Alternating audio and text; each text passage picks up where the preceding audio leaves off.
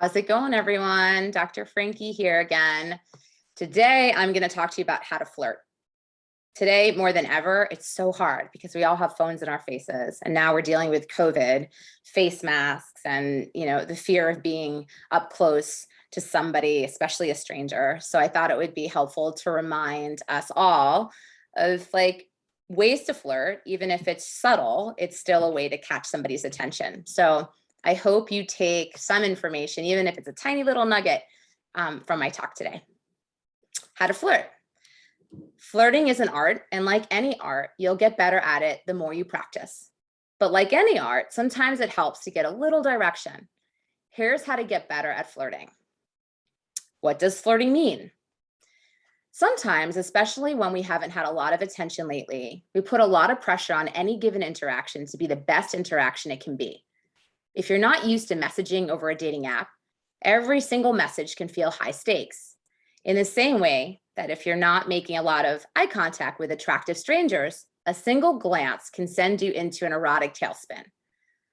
Flirting, when you're not used to it, can sometimes go along with a lot of self-imposed pressure to be the best at flirting and to somehow escalate the interaction. Not surprisingly, that type of pressure often makes it a lot harder to flirt.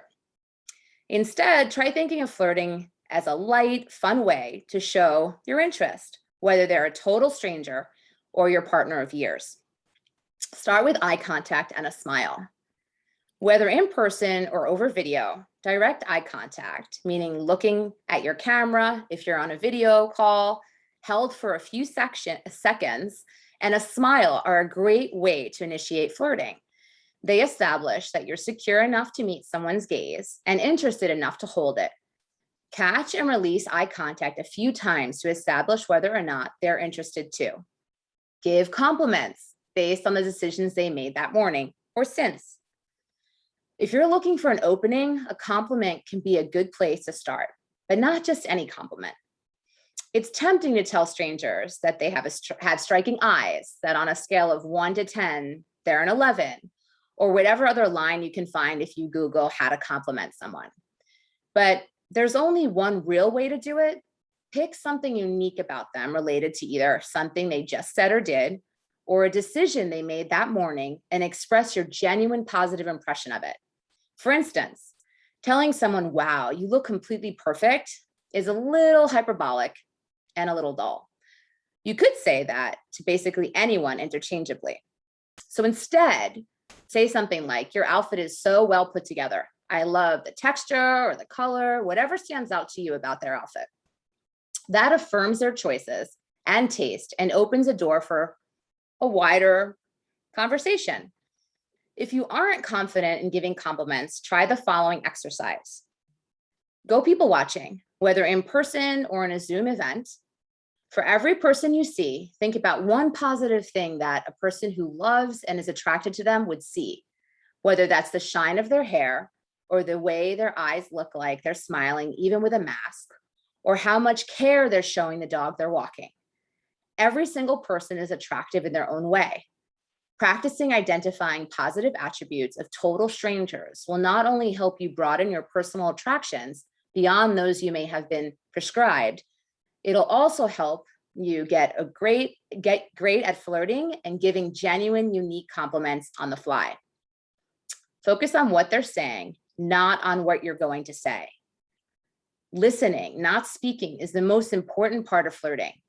If you're focusing on what clever thing you're going to say next and not on hearing what the person in front of you is saying to you, you're going to be bad at it.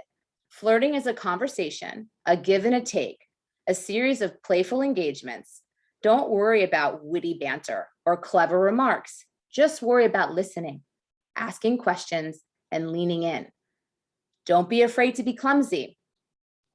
Being clumsy, whether conversationally, such as if none of your jokes are landing and they're not into it, or physically, such as if you spill your drink all over yourself, happens to all of us. You can choose to either fixate and make a big deal of it, smile and pretend it didn't happen, or make a little fun of yourself and move on.